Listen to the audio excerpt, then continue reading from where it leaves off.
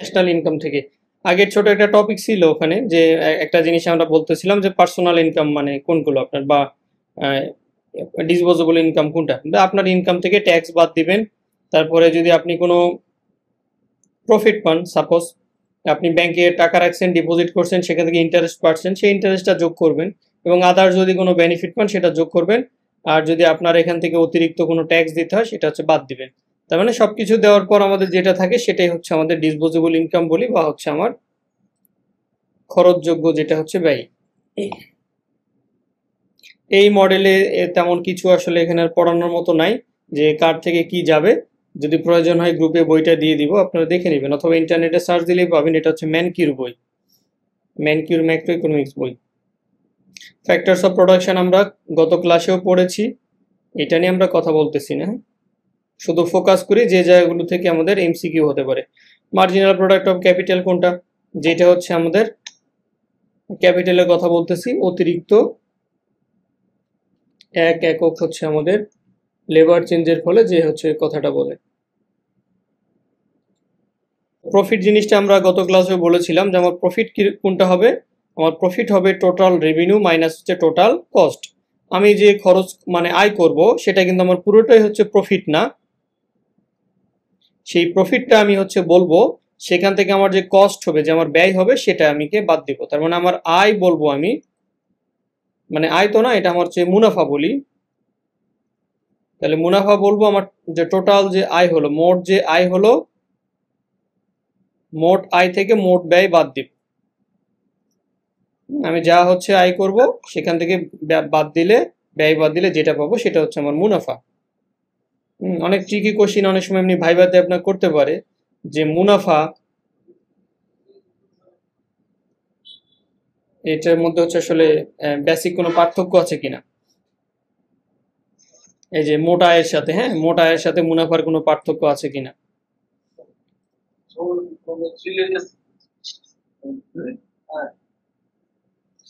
Accounting profit আমরা কি ধরে নেই, যে ইকোনমিক প্রফিট প্লাস হচ্ছে মার্জিনাল প্রোডাক্ট অফ ক্যাপিটাল যেটা থাকবে।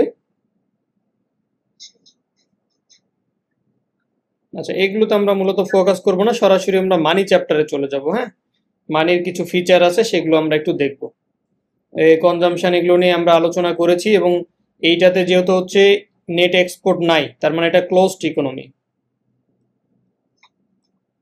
ঠিক আছে, ওপেন ইকোনমি বলছে চ্যাপ্টারে থাকবে, যেখানে ইয়া থাকবে, ট্রেড থাকবে।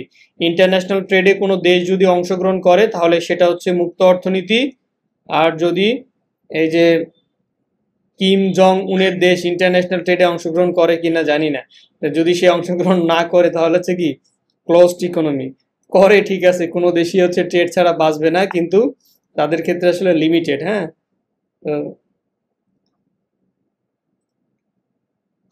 কনজাম্পশন নিয়ে অনেক কিছু বললাম, যে আমরা যে জিনিসগুলো কনজিউম করতেছি, ফাইনাল আলটিমেট আমাদের মানে সন্তুষ্টি যেটা পাচ্ছি চূড়ান্তভাবে, হ্যাঁ, আমাদের ফাইনাল যেটা চূড়ান্ত দ্রব্যগুলো আমরা যে ভোগ করতেছি সেটা হচ্ছে আমাদের কনজাম্পশন।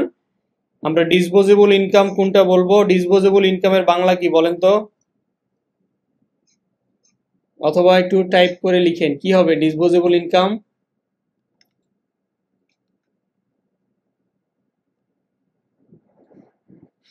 এনিওয়ান? এটা গুগলে ট্রান্সলেট দিয়ে দেখবেন, হ্যাঁ, যে ডিসপোজেবল ইনকাম, বা হচ্ছে বাংলা বই দুই একটাতে দেখবেন ডিসপোজেবল ইনকাম কাকে বলে। আচ্ছা, তাহলে আমরা ইনকাম মাইনাস ট্যাক্স, তার মানে আমার হচ্ছে পুরো টাকাটা আমি খরচ করতে পারি না, পুরো টাকাটা ব্যয় করতে পারি না, কারণ আপনি চাকরিতে যখন ঢুকবেন, বা আমরা যারা চাকরিতে আছি, তখন আমাদের কিন্তু একটা, আমাদের যে হচ্ছে বেতন দেয় সেখান থেকে কিন্তু আগেই অ্যাডভান্স ট্যাক্স কেটে রেখে দেয়, তাই না? তার মানে আমি সাপোজ যদি হচ্ছে টাকা পাচ্ছি হচ্ছে বলছি 50,000, সে আমাকে 50,000 দিচ্ছে না, দেখা যাচ্ছে এখান থেকে সে 250-300 বা প্রতি মাসে মাসে সে কেটে রাখতেছে সাপোজ 300 টাকা। তার মানে আমার কিন্তু পুরো টাকাটা আমার ডিসপোজেবল ইনকাম না, স্বয়ংভোগ আয় বলে, বা হচ্ছে এর আরো অনেকগুলো বাংলা আছে। তার মানে ডিসপোজেবল ইনকামটা কিন্তু আমার পুরোটা না, তার মানে এখান থেকে আমার ট্যাক্স বাদ দিয়ে যে টাকাটা পাচ্ছি সেই টাকা থেকে আমি খরচ করতে পারি। অথবা আমার আগের কোনো সেভিংস আছে, সেইটা আমি ব্যাংকে টাকাটা রাখছি, সেখান থেকে আমি একটা মুনাফা পাচ্ছি, তখন এটার সাথে আমার যোগ হবে। বাট এই সেন্সে আমরা এটা আসলে না যোগ করি। হ্যাঁ, নর্মালি বলবো যে আমার ইনকাম থেকে ট্যাক্স বাদ দিলে যা হবে, তারপর আমার সেভিংস থাকবে, এই সেভিংসটা আমি ইনভেস্টমেন্ট করব, এখান থেকে লাভ হবে লস হবে, এগুলো অনেক বিষয় আছে, কোনো প্রয়োজন নেই। আমার সিম্পলি ইনকাম থেকে আমি যে ট্যাক্স, আমি সরকারকে যে ট্যাক্সটা দিয়ে দিব, সেটাই হচ্ছে আমার ডিসপোজেবল ইনকাম।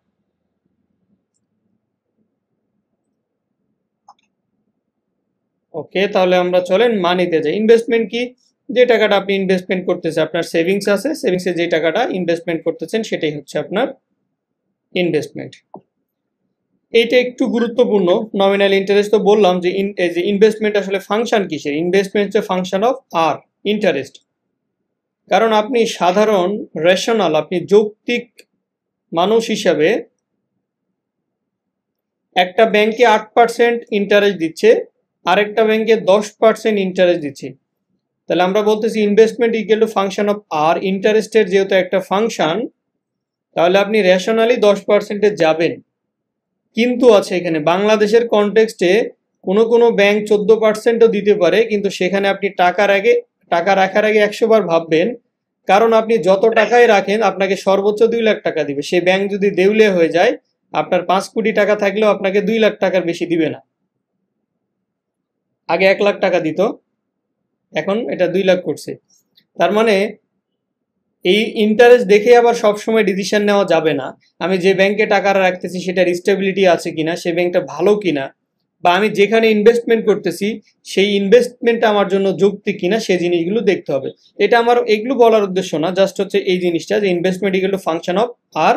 তবে আমরাও আমাদের যে টাকাটা রাখবো সেটা জমা করব, যেটা আমরা ইনভেস্টমেন্ট করব, ইনভেস্টমেন্ট আমরা গ্রিন ইনভেস্টমেন্ট করার চেষ্টা করব। আমার যেন কোনো রিস্ক না থাকে। আমি এমন জায়গাটায় টাকাটা রাখলাম, সেখানে দেখা গেল যে টাকা উঠাইতে গেলে পাচ্ছি না, বা তারা আমাকে লোভ দেখাচ্ছে। বাংলাদেশের কন্টেন্টে যেটা হয়, লোভ দেখাচ্ছে যে আমি এত পার্সেন্ট দিব, আসলে তাদের লিকুইডিটি ক্রাইসিস আছে। আমরা অর্থনীতির স্টুডেন্ট, আমরা এই জিনিসটা বুঝি। তাদের তারল্য সংকট আছে, লিকুইডিটি ক্রাইসিস আছে, তাদের ক্যাশ নেই। বর্তমানে এমনও হচ্ছে অনেক ব্যাংকের দেখা যায় যে, আপনারা হয়তো আরটিজিএস নাম শুনেছেন কিনা, real time RTGS, real time gross settlement যেটা। তো এইটা দেখা যায় যে দিন শেষে ওই বাংলাদেশ ব্যাংকে গিয়ে তারা টাকা দিয়ে আসে, অথবা তাদের কাছ থেকে ধার নেয় যে আমার এতগুলো লেনদেন হয়েছে, আমার শর্ট পড়ছে, টাকাটা দেন। যাই হোক, আমরা এদিকে গেলাম না।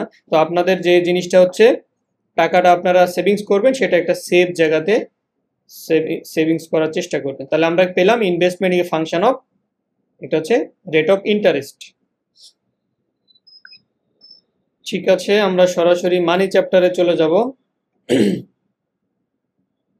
প্রাইভেট সেভিং, পাবলিক সেভিংস, এগুলো দেখেই আপনি বুঝতেছেন।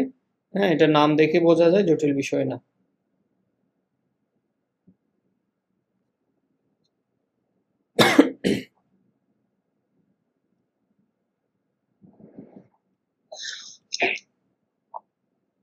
মানি চ্যাপ্টার কত দূর?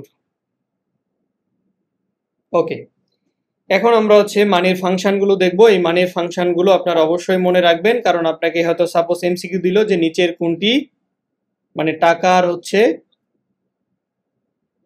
ফাংশন না।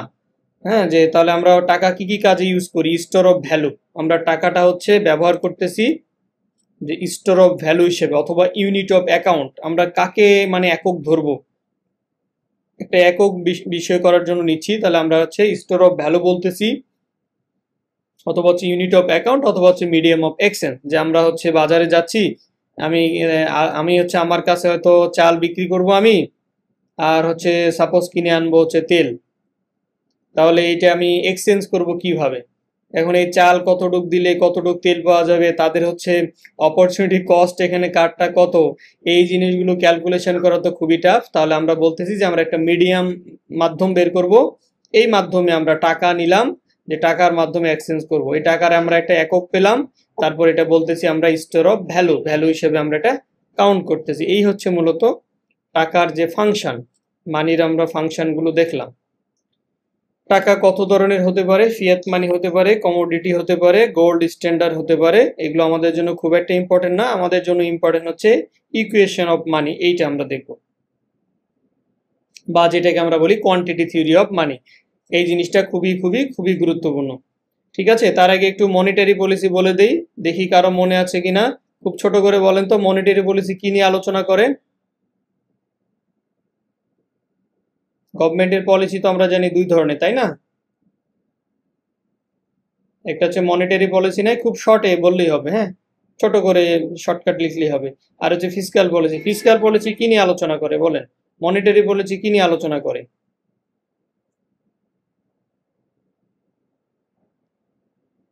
নাকি সবার এগুলো বেসিক জানা আছে, বোরিং লাগতেছে কোনটা? বোরিং লাগলে ইয়েস লিখেন। তাহলে আপনাদের যদি এগুলো ক্লিয়ার থাকে তাহলে আমি স্কিপ করে যাব, কারণ আপনার জানা জিনিস থাকলে পরীক্ষার সময় সময় নষ্ট করে লাভ নেই, হ্যাঁ। আর যদি ভুলে যান তাহলে এই জিনিসটা মনে রাখেন, মনিটারি পলিসি বোঝাই যাচ্ছে যে মানি সাপ্লাই নিয়ে কাজ করবে, আপনি কতটা টাকা সাপ্লাই দিবেন, হ্যাঁ। আমাদের বর্তমান গভর্নমেন্ট মানে এখন যে আগের সরকার ছিল সেখানে হয়েছে এত পরিমাণ মানি সাপ্লাই করছে, টাকা বাড়াইছে, সেটা হচ্ছে মানে তথ্য গোপন করছে। তার মানে এই যে টাকা বাড়ায় বাড়ায় একটা ইনফ্লেশন ক্রিয়েট করছে। আপনি বাজারে টাকা যত দিবেন ছাড়বেন তত তো মানুষের হাতে টাকা যাবে এবং ইনফ্লেশন বাড়বে, তাই না? তার মানে মনিটারি পলিসি মানি সাপ্লাই নিয়ে।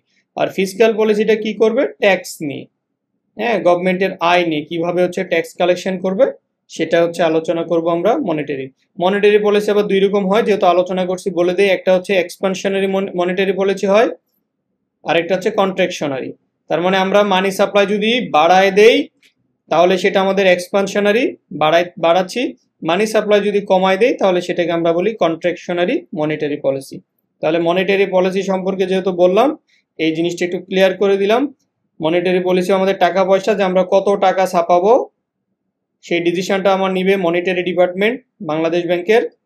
আর ফিসক্যাল পলিসি যারা মূলত হচ্ছে এনবিআর টেনবিআর আছে, যারা হচ্ছে ট্যাক্স কালেকশন করে, তাই না, যে কত কালেকশন হলে গভর্নমেন্টের ট্যাক্স কালেকশন মানে গভর্নমেন্টের জন্য আয়, রেভিনিউ, তাহলে এই কালেকশন করবে, এই ডিসিশনটা নিবে কি ফিসক্যাল পলিসির মাধ্যমে। তো সরকার সিদ্ধান্ত নিবে আমি টাকা বেশি বাড়াবো না কমাবো।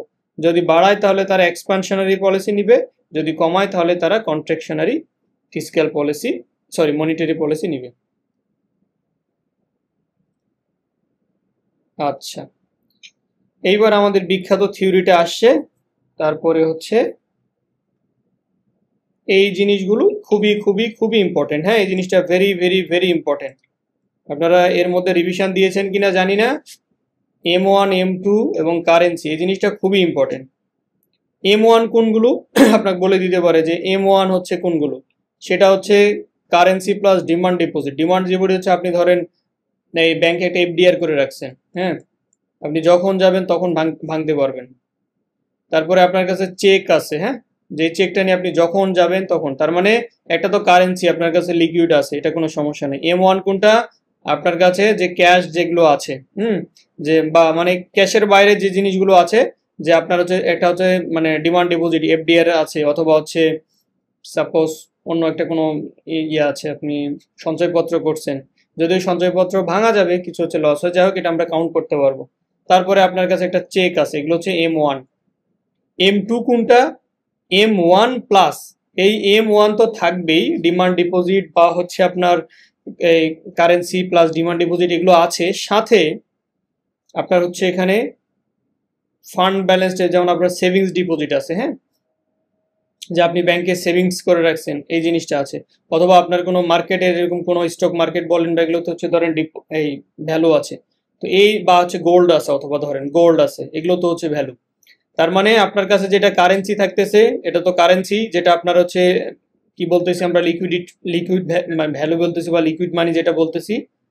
M1টা হচ্ছে আপনার কাছে এরকম ডিমান্ড ডিপোজিট আছে যে আপনি চাইলেই পাবেন। আপনারও ধরেন একটা পে অর্ডার করা আছে, হ্যাঁ, আপনি ব্যাংকে একটা পে অর্ডার করে রাখছেন, যখন যাবেন ব্যাংক আপনাকে দিতে বাধ্য।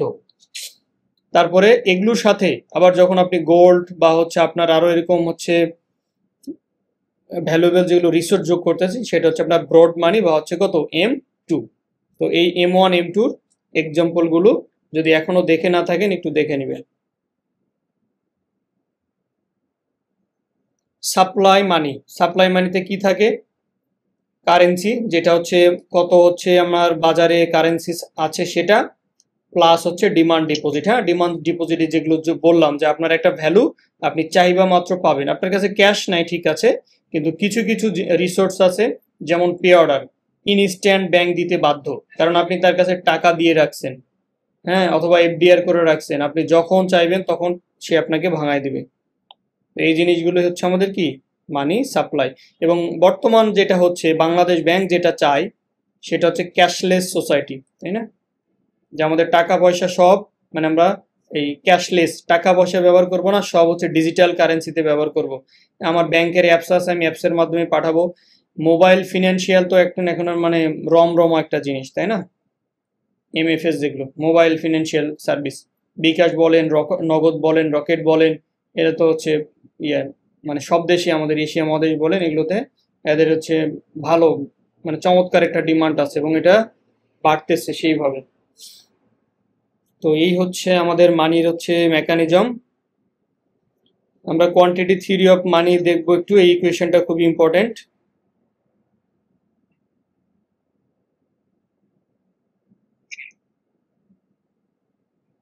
মানি মাল্টিপ্লায়ার জিনিসটা একটু দেখে রাখেন, যদি ফর্মুলা এরকম জটিল কিছু আসলে দিয়ে দেয় যে 1/আর মানে রিকোয়ার্ড রেশিও যেটা, হ্যাঁ, মানি মাল্টিপ্লায়ার, যে আপনার হাতে এক টাকা, ধরেন আপনি সকালবেলা 100 টাকা হচ্ছে 100 টাকা থেকে 30 টাকা হচ্ছে ধরেন নাস্তা করলেন।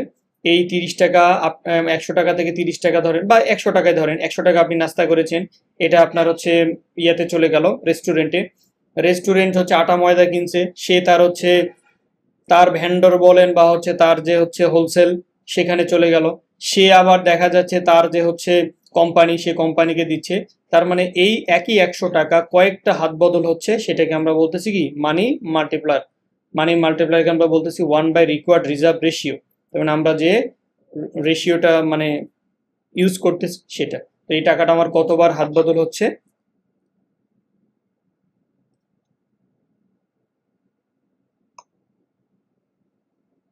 ওকে। রিজার্ভেশন রেশিও টেশিও এগুলো আমরা এখন দেখবো না আর।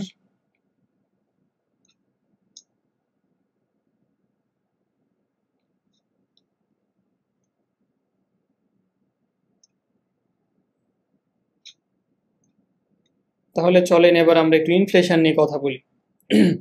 তাহলে ইনফ্লেশন নিয়ে বললাম যেটা সাস্টেইন ইনক্রিজ মানে যেটা সাস্টেইন ভাবে বাড়তেছে। হাইপার ইনফ্লেশন মানে কি একবারে এমন পরিমাণ বাড়তেছে, হ্যাঁ, অনেক রেকর্ড হয়েছে, মানে বিভিন্ন সময় বিভিন্ন দেশে এমন পরিমাণ ইনফ্লেশন হয়েছে যেগুলোকে কি বলতেছে হাইপার ইনফ্লেশন। এই যে জিম্বাবুয়ের কথা বলছে, দেখেন এদের হচ্ছে এমন অবস্থা, হ্যাঁ, যে টাকা ধরেন যে টিস্যুর মতো হয়ে গেছে, এরকম একটা অবস্থা। তো এই হচ্ছে ইনফ্লেশন যেটা সাস্টেইন ভাবে বাড়তেছে। হাইপার ইনফ্লেশন হচ্ছে একেবারে অস্বাভাবিক ভাবে যেটা বাড়তেছে, সেটা হচ্ছে হাইপার ইনফ্লেশন। ইনফ্লেশন কিন্তু সবসময় হচ্ছে খারাপ না। এই ইনফ্লেশনকে কাজে রেখে কিন্তু একসময় ইউকে হচ্ছে ডেভেলপ করছিল, হ্যাঁ। তাদের যখন এই যে হলো গ্রিন রেভলিউশন যেটা আমরা বলি, হ্যাঁ, তাদের শিল্প বিপ্লব যেটা যখন হলো, শিল্প বিপ্লবে তারা কিন্তু ইনফ্লেশন কাজে লাগায় মানে অনেক হচ্ছে রেভিনিউ আর্ন করছে।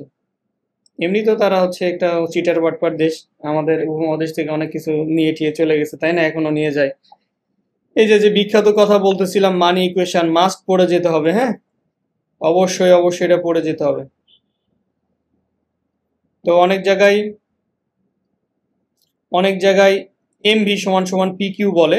তো পি কিউ দেখ আর পি ইন্টু টি যেটাই দেখ সমস্যা নাই। মানি প্লাস ভি হচ্ছে ভ্যালোসিটি, এই যে যেটা বললাম যে আপনার টাকাটার হচ্ছে বেগ কত, ভ্যালোসিটি নিয়ে আমরা আগের ক্লাসে কিন্তু বলেছিলাম, হ্যাঁ। তাহলে যে মানি এবং ভ্যালোসিটি এই দুটা যোগ করে প্রাইস এবং আমরা কোয়ান্টিটি অথবা ট্রানজেকশন কতবার এটা হাত বদল হচ্ছে, এই বিখ্যাত জিনিসটাই হচ্ছে আমাদের মানে কোয়ান্টিটি ইকুয়েশন, যেটা মানি ইকুয়েশন আমরা যেটাকে বলি, বা কোয়ান্টিটি থিওরি অফ মানি যেটাই বলে। তাহলে এই হচ্ছে আমাদের এই ইকুয়েশনটা আমরা অবশ্যই একটু দেখব। ভ্যালোসিটি অফ মানি আমরা আগের ক্লাসে আলোচনা করেছি। তাহলে ডিমান্ড ফাংশনটা আপনারা একটু দেখবেন।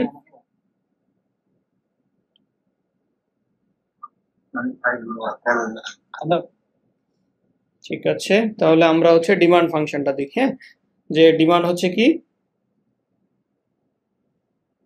আমাদের যে কোয়ান্টিটি অফ রিয়েল মানির এখানে আমরা কথা বলতেছি, সেটা হচ্ছে আমরা সিম্পলি বলতেছি এম ডিভাইডেড বাই পি সমান সমান এটা হচ্ছে ধরেন কনস্ট্যান্ট, সাথে হচ্ছে আই।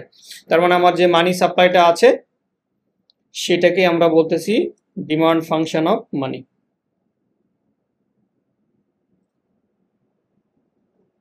এই এমভি সমান সমান পি ওয়াই অথবা পি কিউ যেটাই বলুক।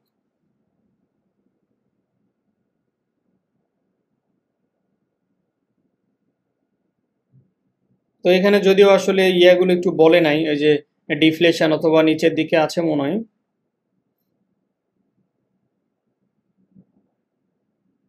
এইটা এমসিকিউর জন্য খুবই ইম্পর্টেন্ট, হ্যাঁ এটা একটু দেখে রাখেন যদি দিয়ে দেয়।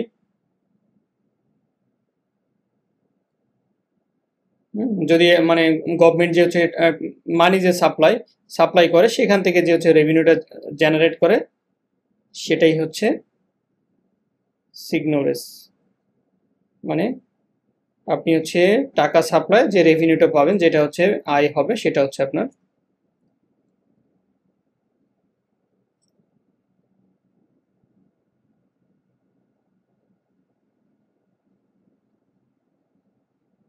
ফিশারের ইফেক্ট তো আসলে দেওয়ার কথা না, এত মানে অ্যাডভান্স জিনিস।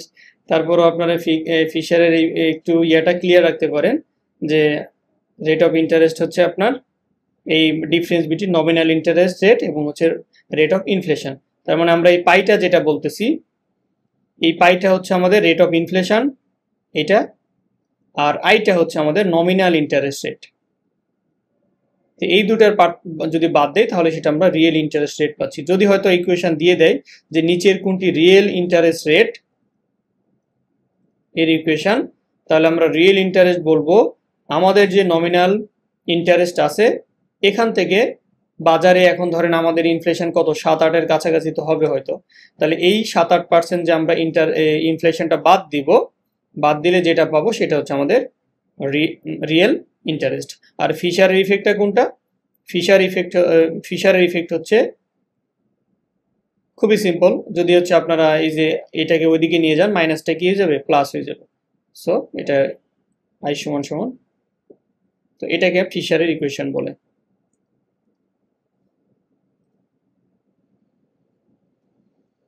ঠিক আছে, ফিশারকে আমরা আপাতত এই পর্যন্ত বিদায় দিয়ে দেই।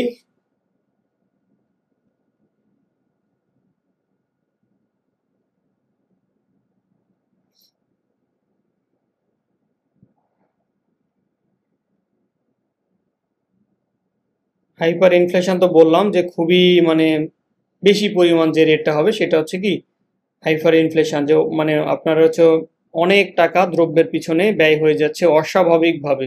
এই যে জিম্বাবুয়ের একটা ঘটনা দেওয়া আছে, তাদের এত পরিমাণ ইনফ্লেশন হয়েছিল হিস্ট্রিতে। নমিনাল ভেরিয়েবল রিয়েল ভেরিয়েবল তো বললাম।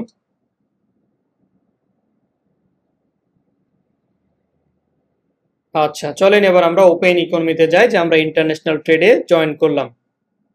No nation was ever ruined by trade, তার মানে এই বেঞ্জামিন ফ্রাঙ্কলিনের একটা খুব বিখ্যাত উক্তি এটা, আর আমাদের ইকোনমিক্সের একটা প্রিন্সিপালস এটা, হ্যাঁ, যে ট্রেড করলে সবাই কি হবে, বেনিফিট হবে। তো এই হচ্ছে আমাদের ট্রেডের হচ্ছে আমরা যখন হচ্ছে এনএক্সে আসতেছি, যখন আমাদের এক্সপোর্ট এবং ইম্পোর্ট থাকতেছে, সেটা হচ্ছে আমাদের ওপেন ইকোনমি। এখন এগুলো তো আর এই এত ডিটেলস আসলে এখন তো আর পড়ানো সম্ভব না, হ্যাঁ।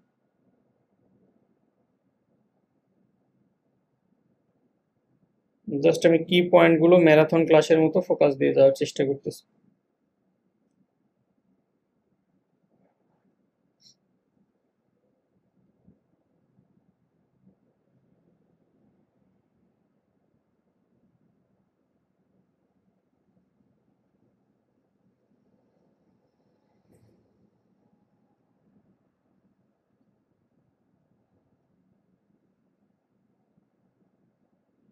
আচ্ছা, এক্সচেঞ্জ রেট জিনিসগুলো আপনারা বোঝেন যে আমরা হচ্ছে বিদেশে গেলে আমরা কারেন্সি চেঞ্জ করি, তাই না? আমাদেরকে ডলার কিনতে হয় বিভিন্ন কারণে, বা হচ্ছে আমরা ট্রেডের সময় হচ্ছে একটা ইউনিক অ্যাকোজ ইউজ করতেছি ডলার, সেই বিষয়গুলো।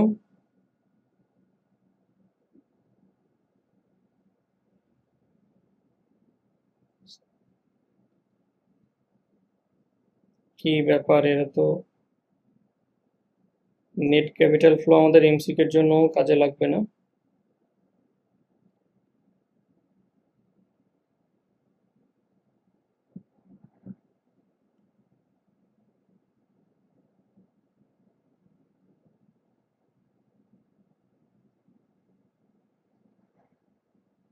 ওকে, চলেন একটু আনএমপ্লয়মেন্টের টাইপস গুলো একটু পড়ে রাখবেন। হ্যাঁ, তাহলে বেকার জিনিসটা হচ্ছে কি, যে কারো হচ্ছে স্কিল আছে। একটু কমেন্ট করেন তো আপনারা ঘুমায় গেছেন কিনা। ন্যাচারাল রেট অফ আনএমপ্লয়মেন্ট কত পার্সেন্ট বলেন?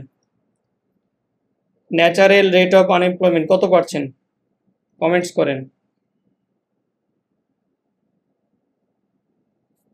আনমিউট করে বলেন অথবা একটু লিখেন দেখি কত পার্সেন্ট, কোনটাকে আমরা ন্যাচারাল রেট অফ আনএমপ্লয়মেন্ট বলবো। দেশে হচ্ছে বেকার থাকবে, এটা আপনি 100% ফিল আপ করতে পারবেন না। 4%, এক্স্যাক্টলি 4% হবে কি? less than 4%, সেটা মোটামুটি আমরা একটা স্ট্যান্ডার্ড ধরে নিই কত পার্সেন্ট? 5%। যে নর্মালি একটা ইকোনমিতে সাধারণত কত পার্সেন্ট থাকতে পারে? 5% বেকার হচ্ছে থাকতে পারে। এটাকে আমরা কি বলি? Natural rate of unemployment. তার মানে এমপ্লয়েড কারা? যারা হচ্ছে চাকরিতে আছে অলরেডি, তারা হচ্ছে আমাদের চাকরিজীবী। আর যাদের অ্যাবিলিটি আছে কিন্তু হচ্ছে কাজ পাচ্ছে না, এই জিনিসটা গুরুত্বপূর্ণ। যে আমার যোগ্যতা আছে কিন্তু আমি পাচ্ছি না, তাহলে সেটাকে আমি কি বলবো? বেকার। তাহলে চলেন আমরা যদি লেবার ফোর্স টোটালকে আমরা এল ধরি এবং যারা কাজ করতেছে তাদেরকে যদি এমপ্লয়েড বলি, আর যারা বেকার আছে তাদেরকে যদি আনএমপ্লয়েড বলি, তাহলে আমরা রেট অফ আনএমপ্লয়মেন্ট বলতে পারবো কত। আমাদের আনএমপ্লয়মেন্টের রেট আমরা বের করতে পারবো, বা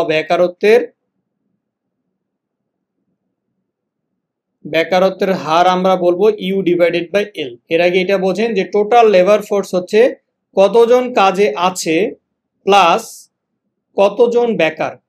এই টোটালটা যদি আমরা যোগ করি তাহলে আমরা ইকোনমিক্সের মোট লেবার ফোর্স পাবো। আর বেকারত্বের হার কিভাবে বের করব? এই যে আমাদের ইউ আছে ডিভাইডেড বাই এল, তার মানে আমাদের লেবারকে আমরা এর মধ্যে আমাদের আনএমপ্লয়মেন্ট কতজন এটা যদি ভাগ করি তাহলে আমরা কি পাবো? Rate of unemployment. এই হচ্ছে আমাদের কারা কাজে আছে এবং কারা কাজে নাই তাদের মধ্যে একটা পার্থক্য।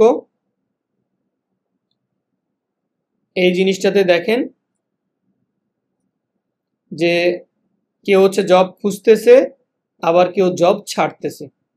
হ্যাঁ, যে জব ছেড়ে দিচ্ছে সে হচ্ছে কি আনএমপ্লয়মেন্ট, বলতেছে আমার এই জবটা ভালো লাগতেছে না, আমি অন্য একটা জব খুঁজবো সাপোজ, তখন সে বেকার। আর যে কাজে মানে যখন জব খুঁজতেছে, আর যে অলরেডি কাজে আছে তাহলে তো সে জবে আছে।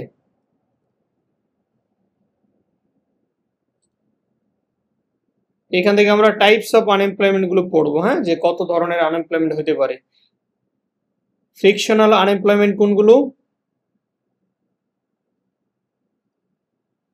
যারা হচ্ছে চাকরি খুঁজতেছে, ঠিক আছে, যে আপনি চাকরি খুঁজতেছেন তাহলে আপনাকে বলবে কি?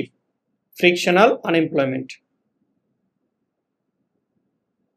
বেশি সময় নিব না, অল্প সময়ের মধ্যে শেষ করে দেব।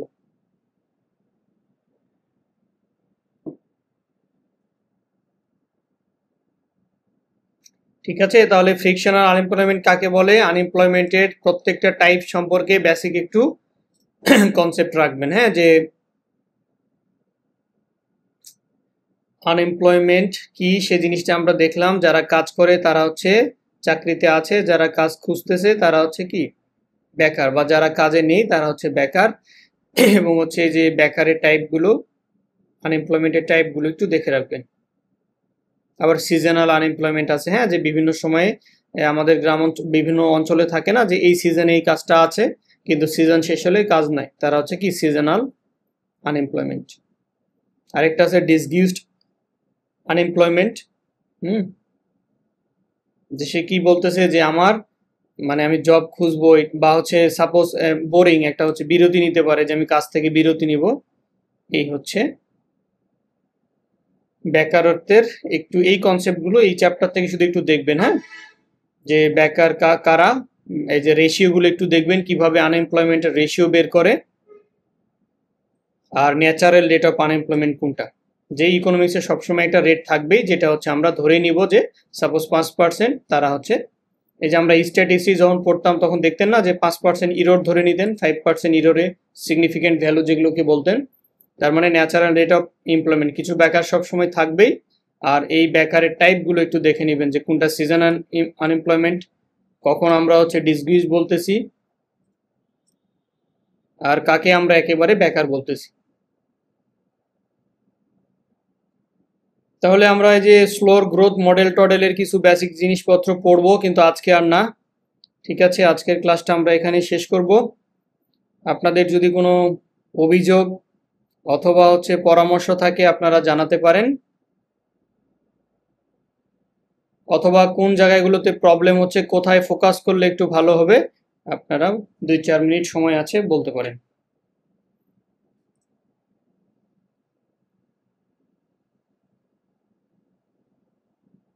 আচ্ছা, আপনারা এখানে কেউ আছেন যারা মানে অনেস্টলি অন্য জায়গায় কোচিং করতেছেন বা এরকম কেউ আছেন?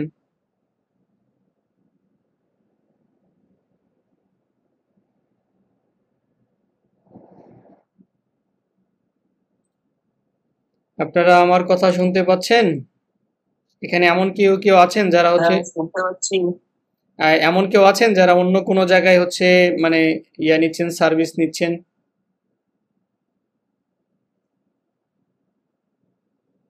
কি অবস্থা, তাদের সিলেবাসের সবকিছু কি শেষ? না কেউই নেই? আচ্ছা, তার মানে আপনারা সেলফ নিজেরা বই দেখে পড়তেছেন না? খুবই ভালো, দেখেন দুই একটা বই। তাহলে হ্যাঁ হ্যাঁ বই কিনছি, বই বই পড়ি আর আপনার ক্লাস দেখি। জি, ইনশাল্লাহ। আসলে আমি তো এই যে বললাম না, আমি দুই একজনের একটু বড়ই মানুষ, তাদের পরামর্শ নিয়েছিলাম, বললো ভালো সময় পাওয়া যাবে, কিন্তু হুট করে পিএসসি আসলে আমাদেরকে চাপে ফেলাই দিছে, আমার প্ল্যান যা ছিল একটু এলোমেলো হয়ে গেছে। আচ্ছা, তারপরেও যতদূর পারি স্যার বেসিক এটা কি বই, মানে কার কোন লেখকের বই দেখে আমাদের পড়ার? এটা এটা আজকেরটা আপনার মাইক্রো পড়াইছিলাম পিন্ডিকের বই থেকে, আর আগে দুই একটা ক্লাস নিয়েছিলাম পার্কিন্স। আর এটা ম্যানকিউর বই, আপনারা চাইলে আমি গ্রুপে দিয়ে দিচ্ছি, সমস্যা নেই। এটা ম্যানকিউর বই, ম্যানকিউর ম্যাক্রো ইকোনমিক্স মাইক্রো ইকোনমিক্স আছে, গ্রুপে আমি একবার শেয়ার করছিলাম, তারপরে চাইলে ক্লাস শেষে আমি আবারও শেয়ার করে দিচ্ছি।